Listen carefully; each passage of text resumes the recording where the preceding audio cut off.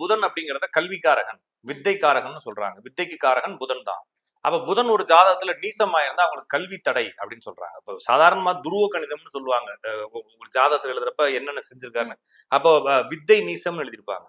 இல்லைன்னா புதன் நீசம்னு எழுதியிருப்பாங்க. அப்படி எழுதியிருந்தா அவருக்கு வந்து சரியா படிப்பு வரலன்னு அர்த்தம். அது புரியறதுக்காக தான். ஆனா நீசம்னா இல்லைன்னு அர்த்தம்ல.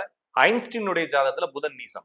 அப்ப ஐன்ஸ்டீன் தான் வந்து உலகத்துக்கு இயற்பியலை சொல்லிக் கொடுக்கக்கூடிய ஆசானா இருக்கிறாரு இல்லைங்களா? அவருடைய ஜாதத்துல நம்ம சமீபத்துல இருக்கக்கூடிய முதலமைச்சருடைய ஜாதத்துல சூரியன் நீசம். அப்ப சூரியன் நீசம்னா அரசு பதவி, அரசு வேலைகள் எல்லாமே வந்து சூரியனை தான் குறிக்குது. அப்ப சூரியன் நீசமானவங்க நிறைய பேர் உயர் பதவியில இருக்கிறத பாக்குறோம்.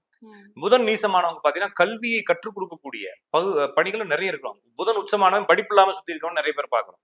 சூரியன் உச்சமானவன் வேலை இல்லாம சுத்தரோட நிறைய பேர் பாக்குறோம். சூரியன் நீசமான சக்சஸ் ஆனவங்க பாத்துக்கோம். சுக்கரன் உச்சமான நிறைய பேர் கல்யாணமே ஆகுறது இல்ல. 30-34 வயசு ஆனவங்களுக்கு சுக்கரன் நீசமானவங்க லவ் மேரேஜ் பண்ணி 20 வயசுலாம் கல்யாணம் பண்ணிக்கிறாங்க பசங்க. அவ உச்சம் நீசம் அப்படிங்கிறது ஏதோ உயர்வு தாழ்வு அப்படிங்கிறதுல ஒரு கிரகம் முக்கியத்துவம் அடைவது தான் அந்த உச்சம் நீசம்ன்ற வார்த்தையில் குறிப்பிடுறோம். எனவே ஒரு ஜாதகத்தில் ஒரு கிரகம் உச்சமானாலும் நீசமானாலும் அந்த கிரகத்தினுடைய தன்மை முழுத்தன்மை கிடைக்கும். என்னன்னா நெகட்டிவ் தன்மையும் கிடைக்கும், பாசிட்டிவ் தன்மையும் கிடைக்கும்.